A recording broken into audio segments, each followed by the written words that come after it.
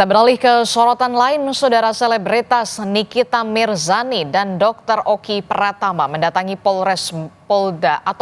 Polda Metro Jaya, saudara. Diduga kedatangan keduanya adalah untuk menjalani pemeriksaan atas kasus dugaan pemerasan.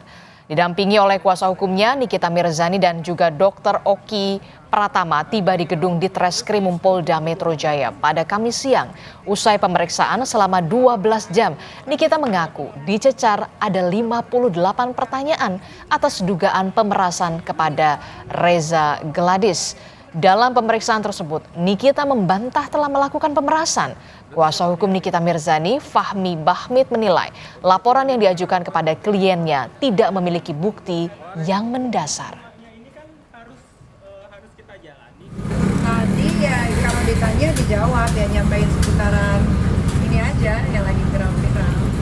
Laporannya laporan pemerasan nih dari pihak kami. Siapa yang diperas? Siapa? Pelapor Dia ngomong nggak diperas? Ngomong nggak dari mulutnya diperas? Isi laporan. Ya ngomong nggak? Coba suruh ngomong dong. Nikita Mirzani meres gitu.